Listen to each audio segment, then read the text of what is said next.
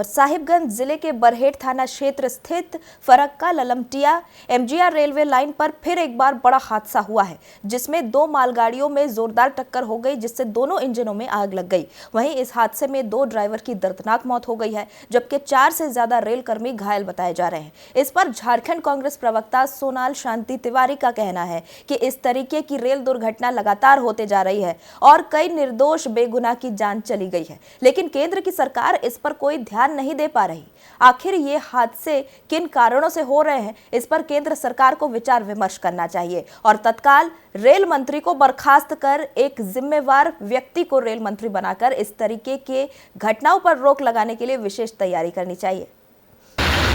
इनके कार्यकाल के दौरान अगर रेल हादसों की संख्या देखें तो उसमें बेतहाशा वृद्धि हुई है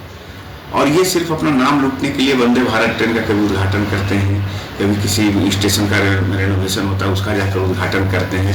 जो मूल समस्या जो रेलवे की है, रेलवे के सुदृढ़ीकरण की, रेलवे लाइनों के दोहरीकरण की और रेलवे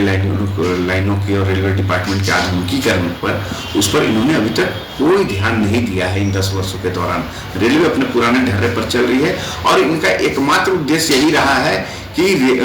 आम उपभोक्ताओं से किस तरह से हर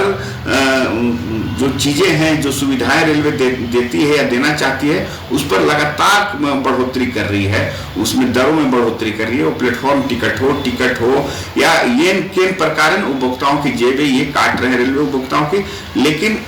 लगातार हो रहे हादसों पर इनका कहीं कोई ध्यान नहीं है और सैकड़ों लोग अभी तक जान गंवा चुके हैं। बड़ी बड़ी रेल दुर्घटनाएं इस देश में हो चुकी।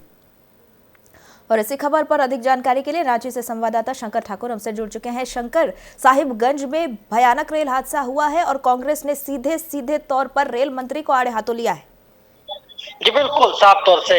जिस तरीके से साहिबगंज में जो दो मालगाड़ियों की टक्कर हुई और दो लोको पायलट की मृत्यु हो जाती है, उसके बाद और घायल है कितने वहां रेल कर्मचारी, तो साफ तौर से कहीं न कहीं केंद्र सरकार को एक तरीके से घेरने के काम कर रही है। भारतीय जनता पार्टी को घेरने के काम किया जा रहा है कांग्रेस के द्वारा। कांग्रेस साफ तौर से कह रही है कि लगातार इस तरीके की घटनाएं जो है झारखंड में और कई राज्यों में हो रही है और कई निर्दोष व्यक्ति जो है इसके शिकार हो रहे हैं, उनकी मृत्यु हो रही है कई। तो ये कहीं न कहीं प्रश्न चिन्ह जो खड़ा कर रहा है कि आखिर में रेलवे प्रशासन को सुचारू रूप से चलाने के लिए जो मैनेजमेंट होनी चाहिए थी या जिस तरीके से जो नियम बनानी चाहिए थी, आखिर में रेल मंत्री इसको बनाने में नाकामयाब दिख रहे हैं और लगातार